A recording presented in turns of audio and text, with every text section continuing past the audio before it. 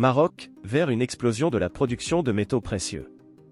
Le Maroc s'apprête à devenir un acteur majeur dans le secteur des métaux précieux grâce à une expansion stratégique. Le groupe canadien Aya Gold & Silver vient d'inaugurer une nouvelle usine de traitement d'argent le 4 novembre 2024, dotée d'une capacité de 2700 tonnes par jour, soit presque 4 fois la production actuelle. Ce projet vise à propulser le Maroc parmi les leaders mondiaux de l'exploitation des métaux précieux. Avec un rythme de traitement atteignant 95 tonnes par heure, le projet affiche déjà des résultats prometteurs qui devraient contribuer à enrichir significativement le pays. Mali, un règlement financier pour garantir l'exploitation de l'or.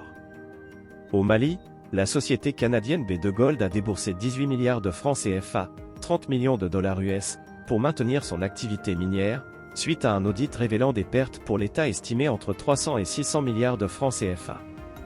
La mine de Fekola, seconde plus grande mine du pays, est au centre de cet accord financier.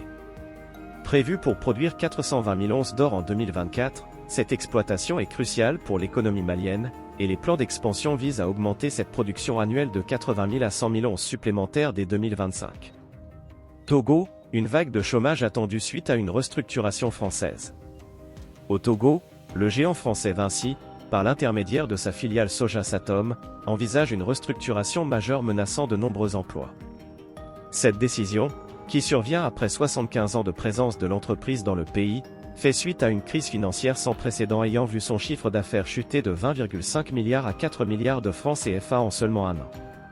Cette restructuration risque de peser lourdement sur l'économie togolaise, déjà fragilisée, et pourrait avoir des répercussions sociales importantes. Maroc, investissement majeur dans le secteur de la pêche. Le Maroc continue d'afficher de grandes ambitions avec un projet de modernisation du port de Laayoune. Ce projet, lancé le 7 novembre 2024 par l'Agence nationale des ports, ANP, pour un montant de 13 milliards de francs CFA, prévoit un quai de pêche de 350 mètres et divers aménagements pour améliorer les conditions de travail des pêcheurs.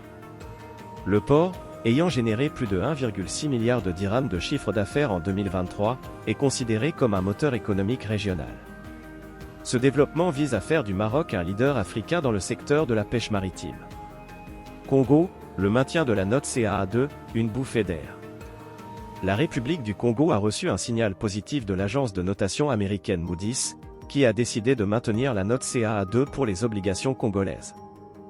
Bien que la dette du pays s'élève à 99% du PIB, cette décision de Moody's apporte un certain soulagement pour les autorités de Brazzaville.